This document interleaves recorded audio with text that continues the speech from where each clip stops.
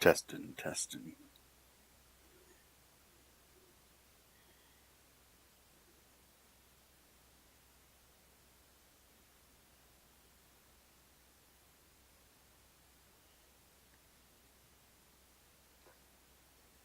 Okay. How does my voice sound? Okay.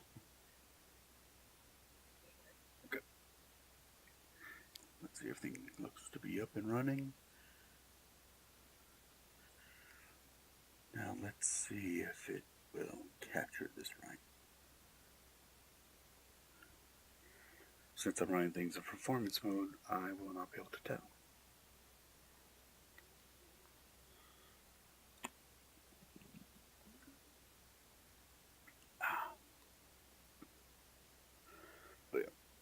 made sure to grab plenty of water. Okay, looks like it's up.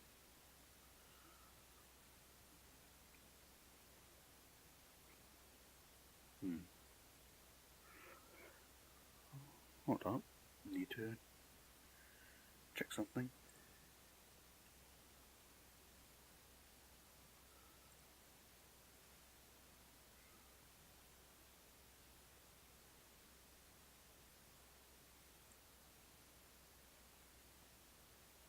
There we go.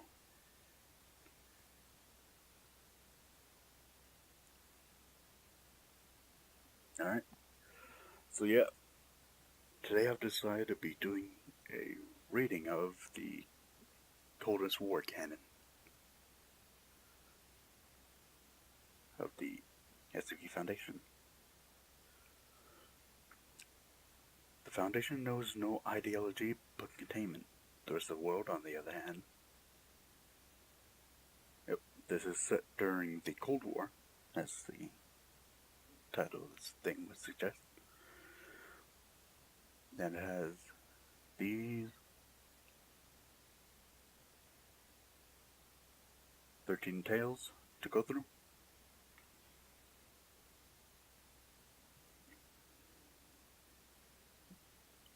By the way, how's the stream looking? Can I see everything alright?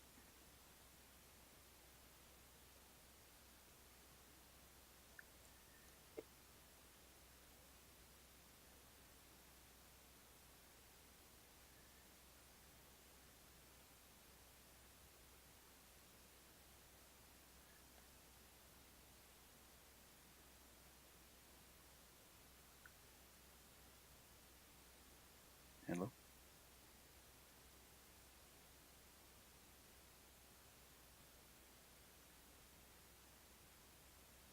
Yeah, right.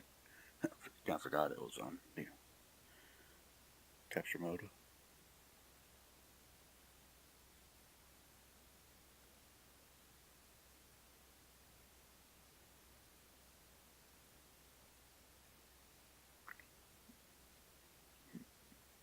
Anyway.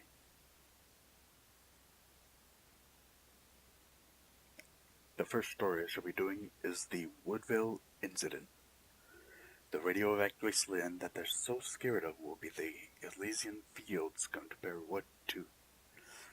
to what the United States will unleash.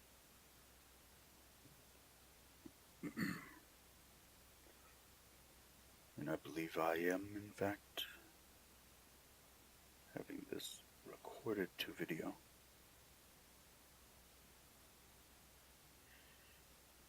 So, let's get this going. Yeah, this week I hope to be going through the entirety of the Coldest War canon and move on from there. Let me just bring this a bit closer, or larger, I should say. The Woodville Incident, September 23rd, 1949. The United States President Harry S. Truman announces to the world that the Union of Soviet Socialist Republics, USSR, has successfully detonated an atomic weapon, ending the United States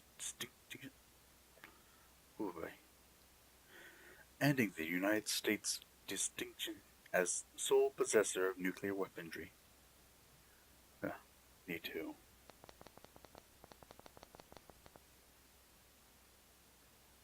Get rid of that, or at least lower it enough, because I'm still not used to hearing my voice repeated immediately after I speak.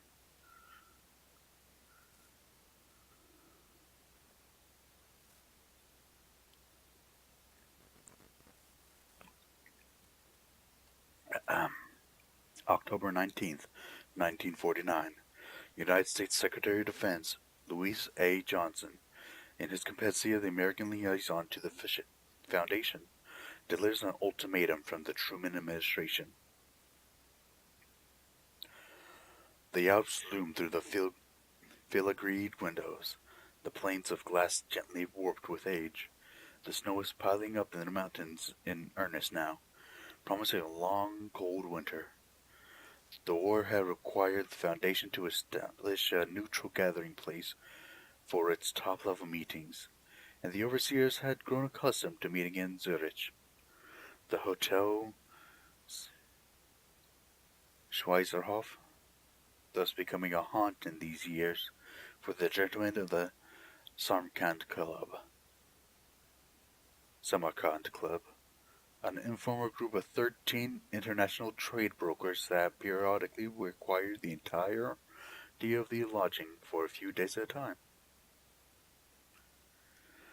For the others, the dark wood-paneled room, lit partially by the clear, cold light of the Swiss afternoon, was no doubt familiar territory. All but all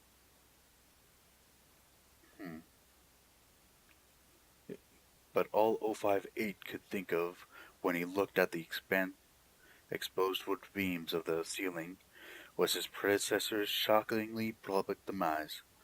Between the circumstances of its recent ascension to the ranks of the overseers and this business now, this newest member of the council found himself wishing for the simpler days of the war, despite some of the more unpleasant aspects of its aftermath. He took his seat at the polished mahogany table as 051 impatiently cleared his throat.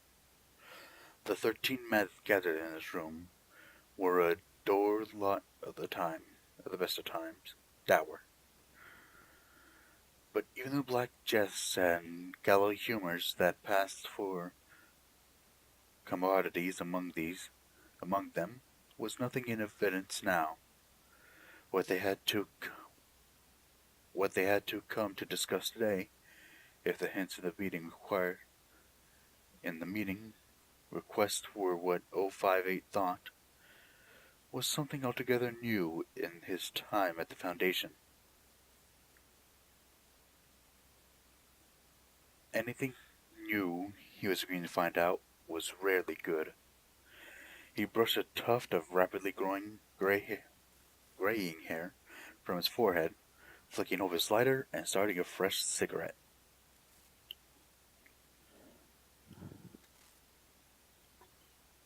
At the head of the table, a lean man in a bespoke suit narrowed his eyes, the dark brown skin of his face furrowed from ritual scars.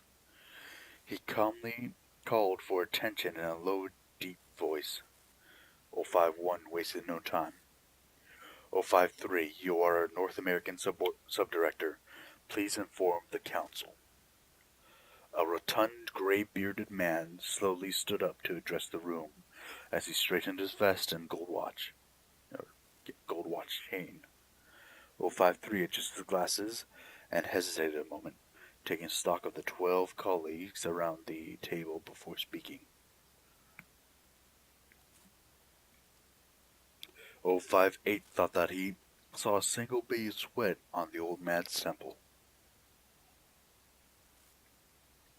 Gentlemen, as you are aware, 48 hours ago, my office received a secure telegram from the Pentagon. The nature of the telegram was such that I could not divulge its contents, even through our normal channels. Thus, the emergency meeting. Here is what I have received. Russia has acquired... 053 opened the envelope, removed a thin yellow sheet of paper, and cleared his throat. As he adjusted the letter to the proper distance from his eyes, he began to read the contents out loud. Russians have acquired atomic armaments. Balance of power disrupted. From the opposite end of the table, 0513 snorted viciously. International community now faces with a hostile power equipped with weapons of unbridled potential for destruction. Russians must be checked for the good of the world. United States requires Foundation cooperation to ensure conflicted survival of mankind.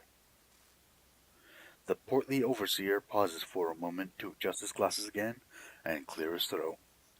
058 saw the particular unflappable man before him hesitate, and knew that his suspicions were confirmed. Foundation is to turn over following assets to the Department of Defense within 2 weeks. Murmurs began around the room as the situation facing them all started to become apparent. 058 had watched the tension continue to mount in Berlin and had idly wondered how long it would be before this day came. Faced with the moment now, however, he felt as though he had come to the edge of a cliff. His cynical speculation now replaced with a growing sense of dread. In his other capacities, his other life, he had observed in some men the ability to joke and philosophize while awaiting their fate, only to quail before the gallows, terrified by the enormity of what they had thought they could accept. 058 now felt an unwelcome kinship. 053 began reading the list of anomalies and objects the Americans were demanding to be turned over. The murmur grew louder as the list lengthened, punctuated by shouts of disbelief as a killer object was mentioned, or the custody of the entire site was demanded. By the end, 053 was enumerated 53 objects, 4 sites, and 348 personnel. The room was now silent, save fire, or 513, muttering to no one in particular, Opiana Viro.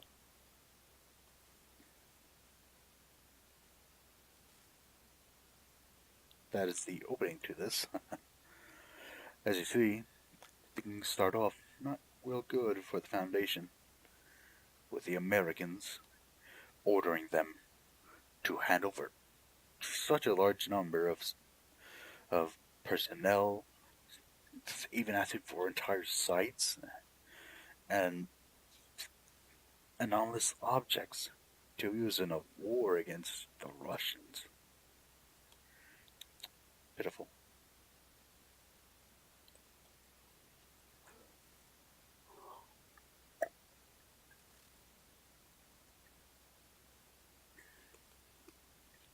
Subdirector LaForge adjusted his cufflinks once more.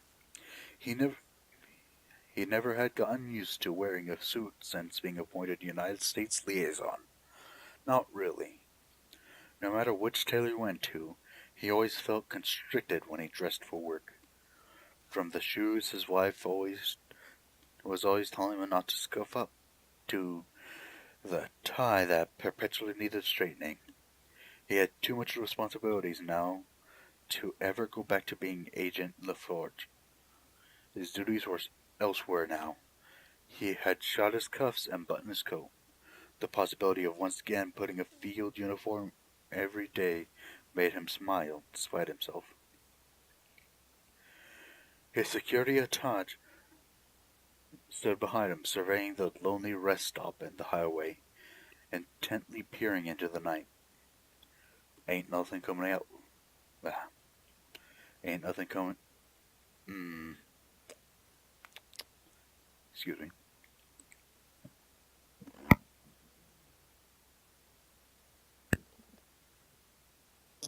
Ain't nothing coming out them cornfields, Stillwell.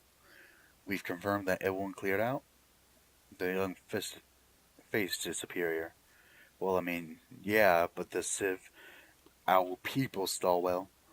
They're all in at the meeting points. The young man turned his view back out to the night. Yes, sir. LaForge heaved a slow, measured sigh, put his hands in his pocket, and leaned against the car. Ain't nothing for it. Several minutes passed with no words between the two men. The sounds of crickets and an occasional rustling of a passing critter in the fields around them, the only sounds.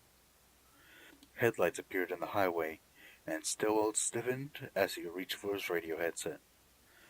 The forge stood up once more. Prince Charming approaches. Stillwell intoned a series of code words into his headset, confirming the meet as a black Chrysler Chrysler, rolled into the driveway, coming to a stop alongside the Foundation issue shoebox Ford. Two men in black suits stepped out of the driver and passenger seats. One moved to open a rear door for a bespectacled, balding gentleman. The third man quickly pulled out a long, rumpled brown coat as he left the car in response to the deepening autumn chill. The assembling group made their way to LaForge and Stillwell.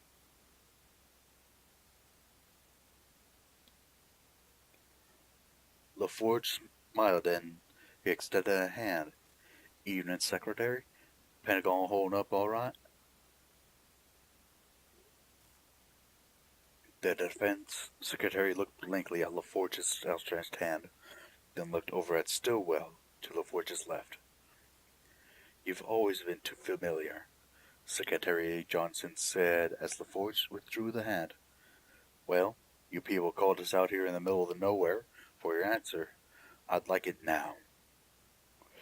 The smile faded slowly from LaForge's face. "This is serious stuff, Secretary. Don't rush it. You've asked us for quite a lot. You've taken a lot over the years from the United States Treasury," Johnson stated pointedly. "One could say that we just want what's ours." "Well now," LaForge countered in his slowest drawl, "we count the rubles right next to the dollars, Secretary." Silence fell across the five men. The gaze of the Secretary's two bodyguards never left LaForge and Stillwell. For a moment there was only the sound of crickets and the mist of the men's breath, faintly visible in the moonlight.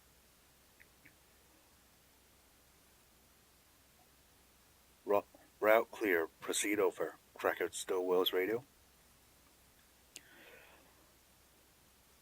The mist of Stillwell's breath pulsed a little quicker than the others. Maintaining eye contact with the bodyguard in front of him, he raised the handset. "Roger that. Proceeding. Over." "You'll have our answers shortly, Secretary," said LaForge, "but we'll have to give it to you about 5 miles from here. Let's go." Johnson stepped closer to LaForge. "If you've got it in your mind to try something..." LaForge raised his hands in a mocking defense. "That's what, 3 more cars within 5 miles of here, and a fighter squadron mobilizing to come straight for us to hell if I don't miss my guess?" Johnson said nothing. "Come on, Secretary. We ain't stupid.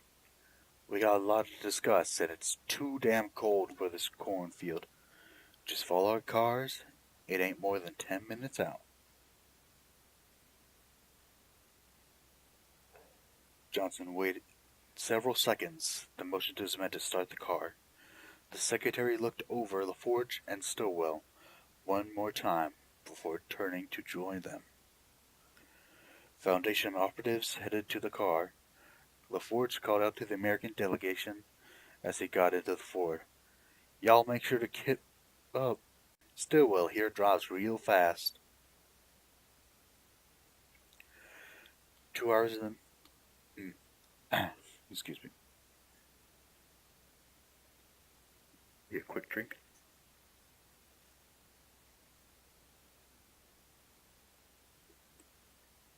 Okay. 2 hours in the meeting room, and the shouting just kept increasing. The council was split into two more or less opposing camps. Those who wished to move immediately to dispatch the Truman administration, led mostly by 052 and his plan to, quote, "erase a select group of 17 individuals from history," end quote.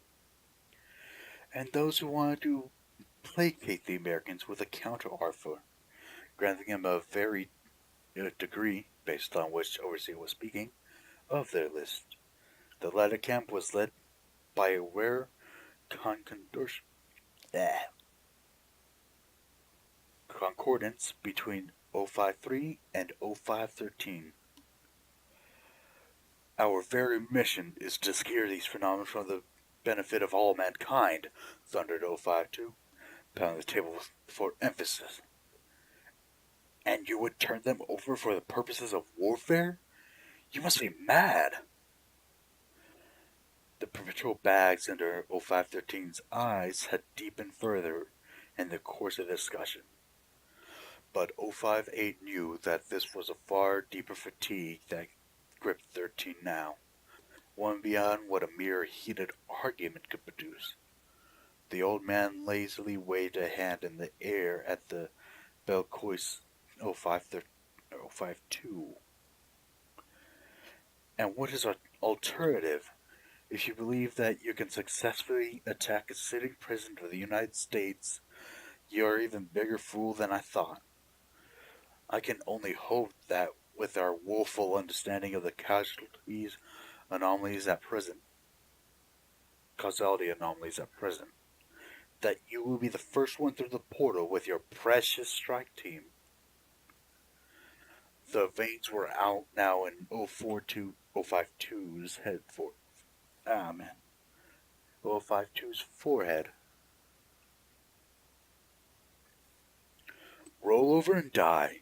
The great master has spoken. Wonderful strategy. A sheaf of paper fell in waterfall off the side of the table, dislodged by the violence of 052's fist crashing down nearby. He worked to restrain his fury, spoke slowly and deliberately.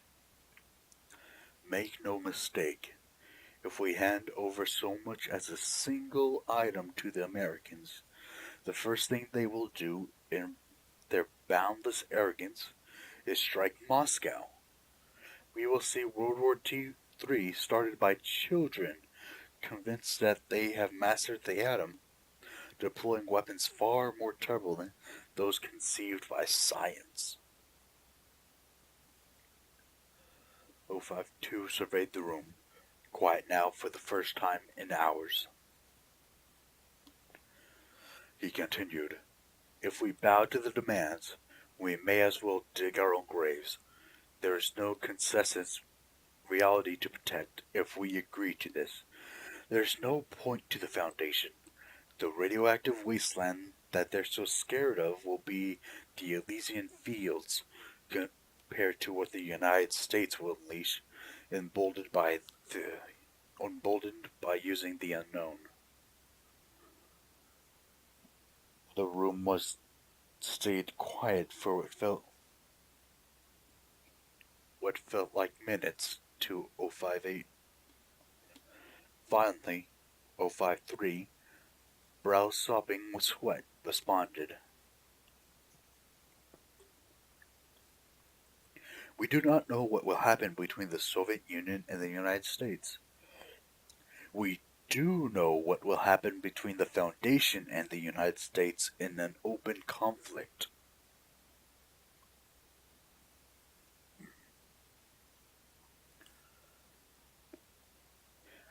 At this, the room erupted again. Curses and shouts flying in all directions. Paper strewn everywhere, details forgotten in the face of the existential crisis. 058 leaned back and observed the ongoing scene.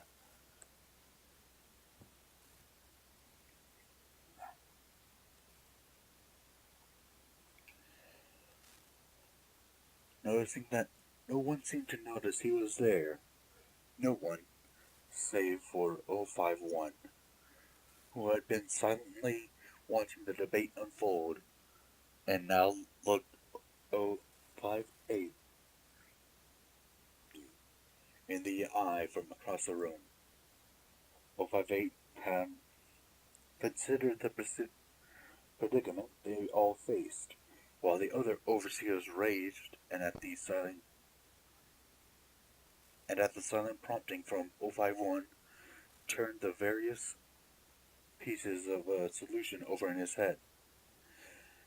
Things suddenly began to click into place in his mind. 058 nodded to 051. 051 returned the gesture and leaned forward expectantly. No one noticed as 058 took his glass of water in his hands and rose. He finished the glass of the water to help clear his throat, then promptly heaved the glass across with all his strength into the fireplace directly behind his seat. The fine crystal exploded, showering the stonework with tiny droplets of glass and deafening all in the room with a cacophony that can only come from destruction of fine craftsmanship. All shouting ceased. All discussion stopped.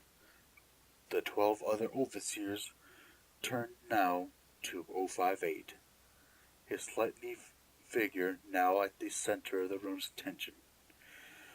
"Gentlemen," he said in his slightly Berlin-inflected English, "I have a plan."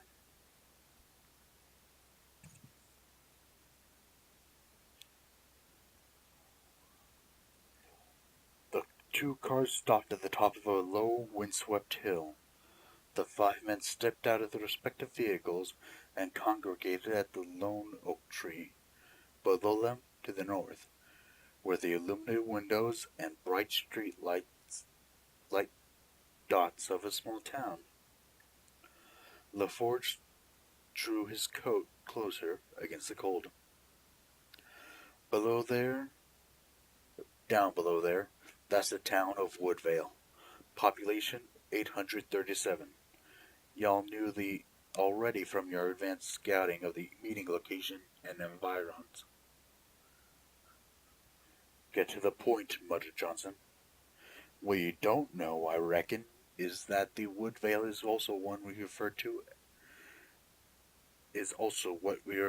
as Site 63A. The secretary scowled. "Nonsense, we have a complete listing." "No, y'all don't," interjected LaForge. "When you made the demands you did so with imperfect knowledge, something that we mean to help rectify here tonight. See, we've set up something of a demonstration here. Stillwell, if you would please."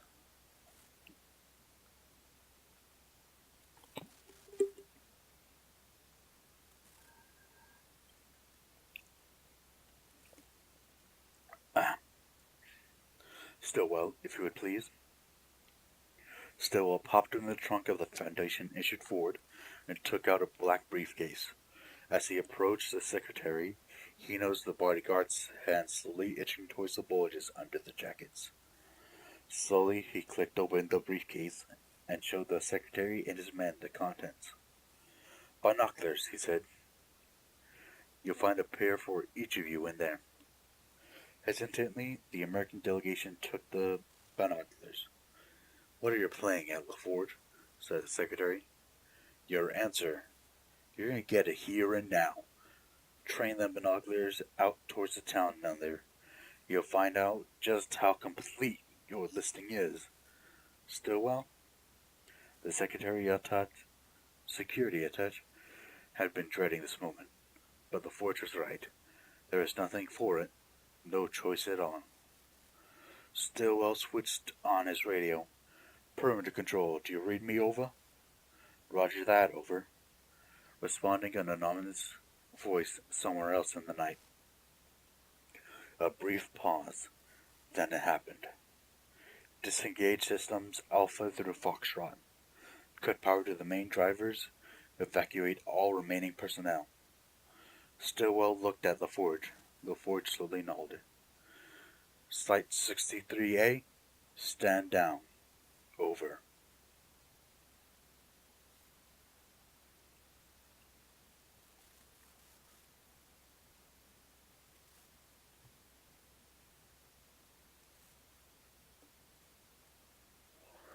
"Preposterous," grumbled 055. "Completely out of the question. The Americans will strike at us within hours if we do such a thing." Scattered assent from several of the other overseers met 055's pronouncement. 058 persisted. "Not if we sell it correctly. We all need to do is convince them that there's enough hidden assets that they will need to postpone any action against us until they've gathered more intelligence." 052 turning his back as he continued to pace the opposite side of the table. So they come and kill us next week instead of tomorrow.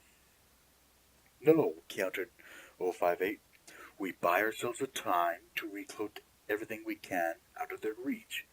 We won't be able to get everything, but we shall keep the most dangerous items from falling into their hands. And what of the Soviets? Surely they have anticipated this and are making their own plans, interjected 053. No doubt, answered 058. But we've yet to receive their ultimatum.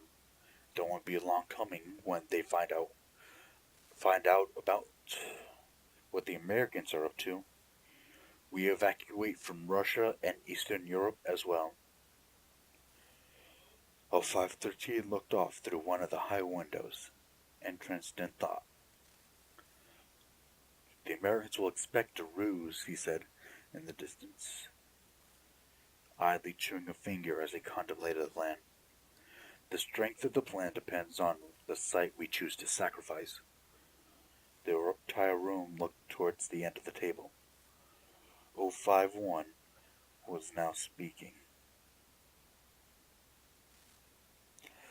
There are not enough assets that we've been able to keep secret from the intelligence service to mount any substantial resistance, the head overseer intoned. But there are several sites within the U.S. which may supply the necessary psychological impact to keep the more skeptical planners in the Pentagon at bay. 053 furrowed his brow, running through the mental checklist. Site 101 is a candidate, as well as Site 13, but that would take weeks to adequately prepare. No, I don't. I have a site in mind for this purpose, 058 interrupted. Minimal preparation would be necessary, and the phenomenon is self-limited enough to prove distracting, while not necessarily threatening a large area once it burns itself out.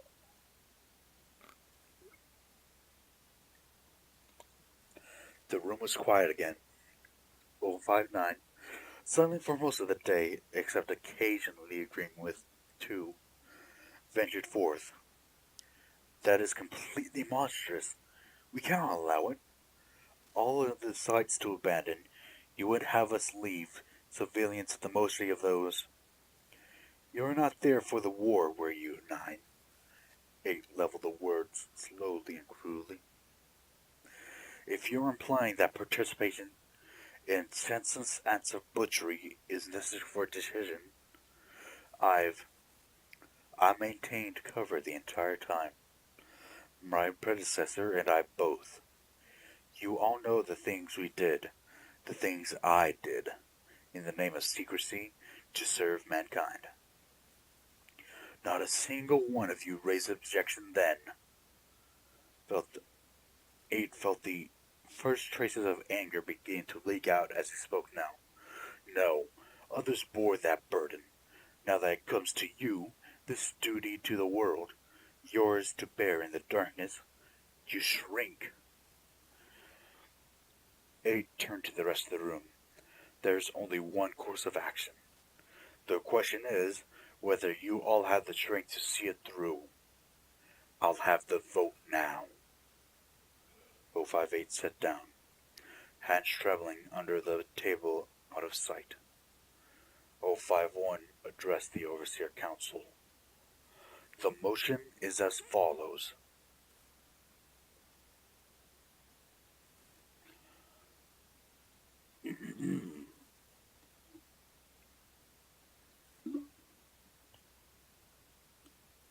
The sounds have started in the town below about 5 minutes ago. After Stillwell had given the order, indistinct murmuring voices that had to be the voices of thousands of things that sounded vaguely like people, muttered unintelligibly. Faster and faster, louder and louder. The voices in the distance were accompanied by random bursts of what sounded to Johnson like twisting of metal, unnaturally echoing across the first prairie below, flat prairie. below. Lights blinked on in every house down below. Not long after, he could make out shapes of people fleeing their homes against the flickering points of light. Alone in the vast prairie night, bursting through doors and windows, scrambling as fast as they could towards cars, running down streets. The secretary thought briefly on demanding explanation. Before he could, the flickering lights started to dim. Tendrils of shadow stretched from lighted windows and down doorways, or open doorways. Individual threads of darkness seemed to solidify and join together in thick, ropey masses. The twisted metal shrieks came more frequently, the unknowing, the unworldly voices speaking quicker, reaching a fever pitch. The lights in the town below began to change. Soft yellows and whites gave way to a uniform, sickly hue of green. He struggled the words. What, what in God's name did you do? LaFort's eyes never left the secretary. You just keep watching, lad. Through the binoculars, he saw the thick ropes of shadow had stretched down streets and alleys, seeking the fleeing residents. Some had already been caught, held fast in what looked to be impenetrable webs of darkness. One who had been caught, the ones who had been caught were being dragged back to their homes now. It became apparent to the three observers that the American delegation that no one had begun to escape.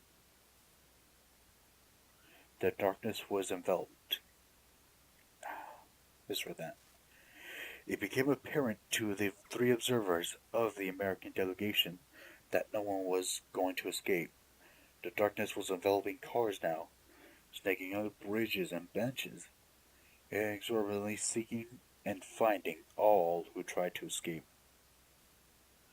Stillwell knew exactly what was happening, and wanted nothing more than to heave the contents of his stomach behind the tree nearby and cover his ears with his hands.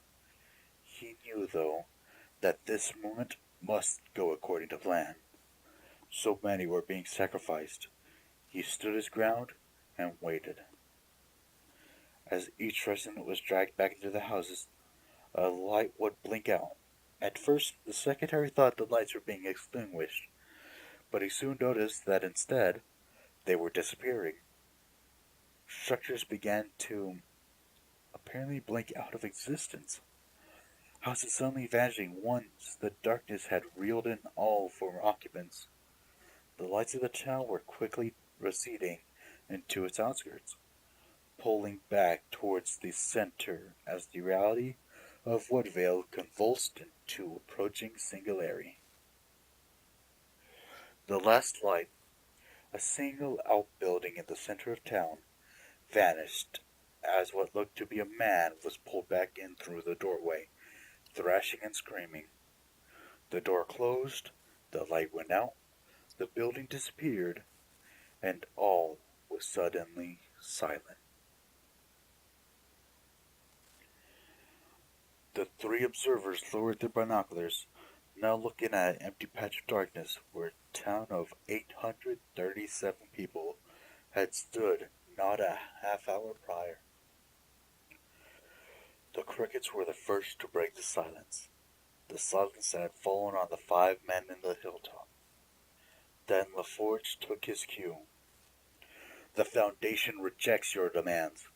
Whatever forces are out there that are responsible for what you just witnessed, it is not for any nation to turn against humanity. Our mission is bigger than the Soviets. It's for all mankind. LaForge stepped close to Secretary Johnson and leaned in, almost nose to nose now.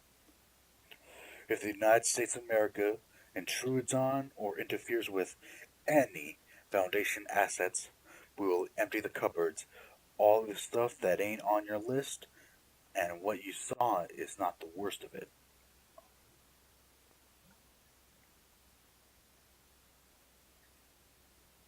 A mixture of grave offense and horror played across the face of the speechless Secretary of Defense.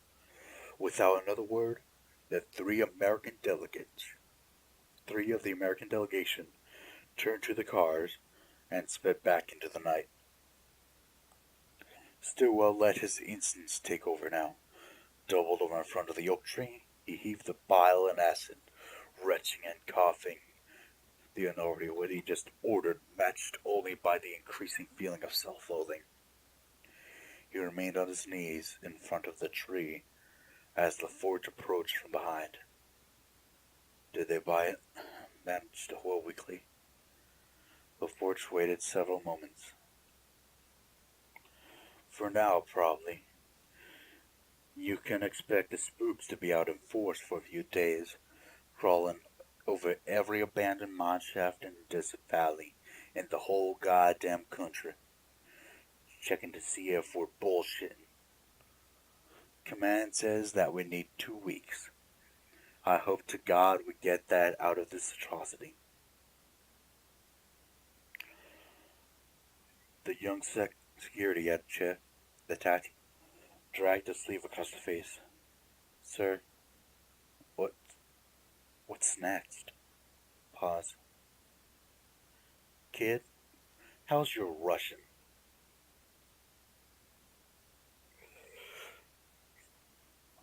058 watched the Alps go by through the window of the private rail car. Darkness was falling early in the days now. It would be pitch dark by the time he arrived in Vienna. I have communicated with the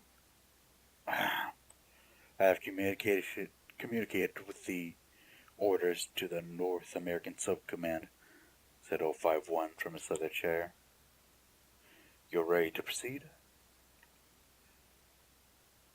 The younger overseer pondered again his contacts in Cairo, in Jakarta, Johannesburg, and Bangalore. The logistics alone were horrifying to contemplate. The last thing in the world that he felt at the moment was a sense of readiness. We move at your orders, he replied. The head overseer nodded. You may not believe this, Hans, but I have an idea of what's going through their mind at this moment. 051 stood up and took a moment, placed by the window next to 058. The only things I can say to you that matter right now are these. The vote was in favor.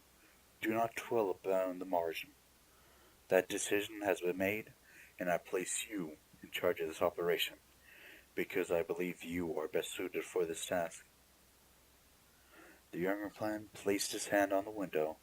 The chill of mountain air on the other side penetrated immediately into his fingertips. Tell me, in your honest opinion, do you think we made it out of this? 051 looked out the window, into the darkness. The mountains are all gone from view now. I do not know.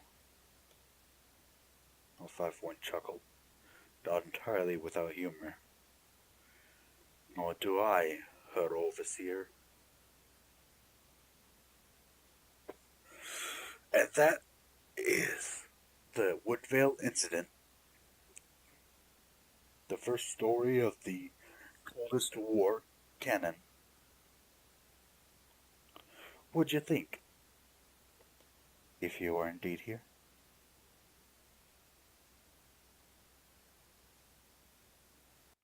Excuse me while I check some things.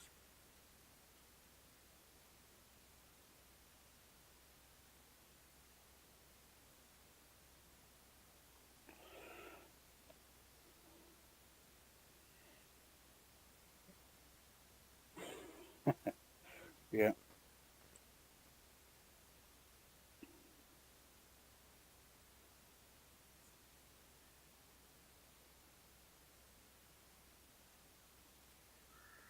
Yeah. Man, this is slightly murder on my voice. Not all that used to talking for extended periods of time.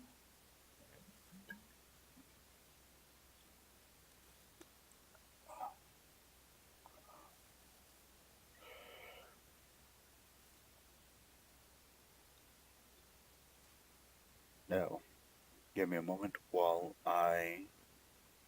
Ooh, chaos. Quickly end the stream and start it up to keep the stories separated in the recording.